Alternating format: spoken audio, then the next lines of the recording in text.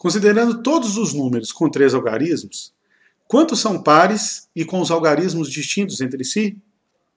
Bom, mais um problema de formar números, é um problema típico da aplicação do princípio multiplicativo, o princípio fundamental da contagem, em que nós temos que estabelecer as possíveis variações para cada um dos algarismos. Então, são números de 3 dígitos, de 3 algarismos, então nós vamos colocar aqui centena, dezena e unidade. Lembrando que os números formados têm que cumprir certas condições. Bom, primeiro que os algarismos têm que ser distintos. Então, para serem distintos, eu vou fazer 3 escolhas. A segunda escolha deve ser diferente da primeira e a terceira deve ser diferente das 2 primeiras. Depois, para que o número tenha os 3 algarismos, o algarismo da centena não pode ser 0. Vou colocar aqui, a centena tem que ser diferente de 0. E, finalmente, os números obtidos têm que ser pares, o que implica em dizer que o algarismo, especificamente o algarismo da unidade, deve ser par. Para que o número seja par, o algarismo da unidade deve ser par. Então, cumpridas essas condições, satisfeitas essas condições, o número de variações possíveis vai determinar a quantidade de números possíveis. Pois bem, isso nos remete agora, no primeiro momento, a indagar qual é a ordem com que eu faço as escolhas. Qual ou quais aí eu devo estabelecer com prioridade? Lembrando, isso já foi dito em algum vídeo das aulas teóricas, que as escolhas que devem ser priorizadas são aquelas que têm o maior número de restrições, ou têm restrições. Se uma escolha tem restrições, ela deve ser priorizada em relação a escolhas que não têm restrições. Porque adiar um problema significa criar no futuro um problema maior, em termos de escolhas quanto ao número de possibilidades. Então, nesse caso, dos 3 algarismos, nós temos 2 deles com claras restrições. O algarismo da centena, porque não pode ser 0, e o algarismo da unidade, que deve ser par. Então, como para cada um deles nós temos essa restrição, eu lhe aconselharia a começar o problema por uma dessas 2 casas, o processo de escolha. Não que se você começar pela casa da dezena, vai dar errado. Só que o problema certamente acabará recaindo num cálculo maior. Porque a gente vai ter que dividir esse problema, talvez, em mais casos do que se eu tivesse obedecido a essa regra indireta de que eu sempre devo começar por aqueles que têm restrições. Tá? A escolha, o processo, a ordem, não vai fazer diferença no resultado, mas ela pode fazer diferença no processo de cálculo. Então eu vou começar aqui, absolutamente aleatório, começar pela centena ou pela unidade. Como a unidade tem que ser par, eu vou escrever aqui as possibilidades. Nós vamos ter 0, 2, 4, 6 ou 8. Então quer dizer que se eu começo pela unidade, eu tenho 5 possibilidades de escolha para essa casa. E aí, na segunda escolha, eu já vou priorizar a outra casa que tem restrição, que é a casa da centena. Como ela não pode ser 0, e lembrando que os algarismos têm que ser distintos, como agora já é a segunda escolha, ela deve ser diferente da primeira.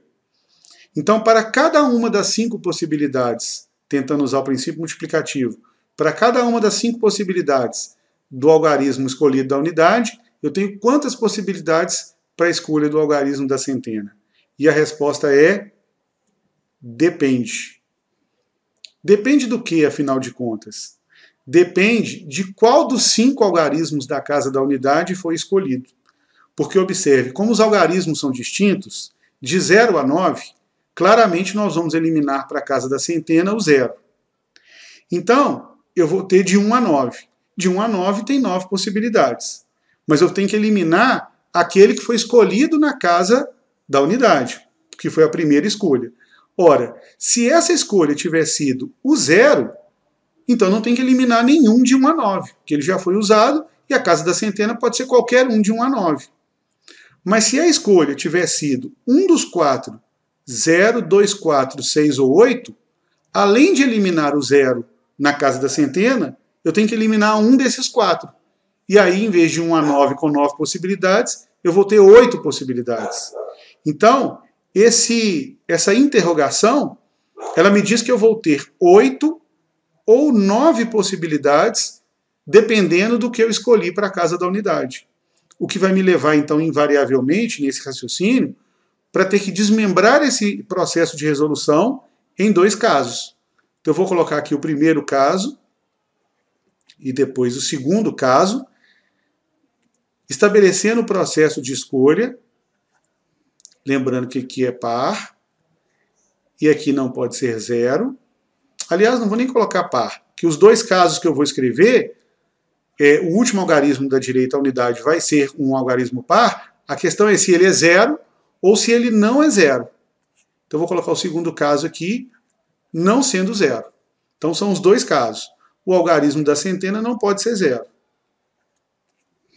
Então, fazendo o primeiro cálculo, no primeiro caso, eu vou começar escolhendo a unidade, e a unidade, nesse caso, eu estou considerando o zero. Então, se é zero, só tem uma possibilidade.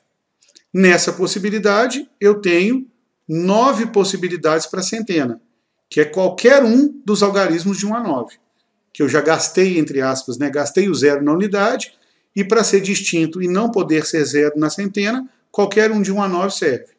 E para cada um deles, eu vou ter 8 possibilidades na dezena, que é qualquer um de 0 a 9, menos o zero que eu já usei na unidade, e menos um dos algarismos de 1 a 9 que eu usei na centena.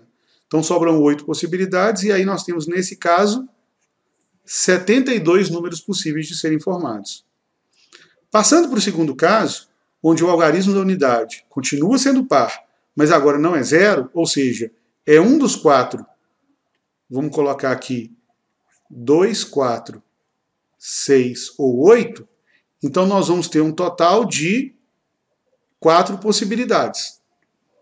Quando eu for escolher agora a casa da centena, qualquer um de 0 a 9, eliminando o 0, sobram 9 possibilidades, e ainda vou eliminar um dos 4 que foi usado, 2, 4, 6 ou 8.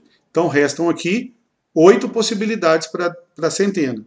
Lembrando, eu estou eliminando 0, estou eliminando um dos 4, 2, 4, 6 ou 8, para cada uma das possibilidades escolhidas. Então, usando aqui o processo princípio multiplicativo, ao escolher a casa da dezena, eu vou eliminar mais uma vez 2 possibilidades, que seriam um dos 4, 2, 4, 6 ou 8, e um outro dos algarismos de 1 a 9 aqui que não tinha sido usado. Então, eliminando 2 possibilidades, de 0 a 9, nos restam 8 possibilidades para a dezena. E aí, pelo princípio multiplicativo, nós temos aqui 256 números possíveis de serem formados no segundo caso. Então, para determinar o resultado total, então nós vamos somar a quantidade de números do segundo caso com a quantidade de números do primeiro caso, e aí nós vamos ter um total de 328 números, então essa é a resposta, 328 números com 3 algarismos pares e com os algarismos distintos entre si.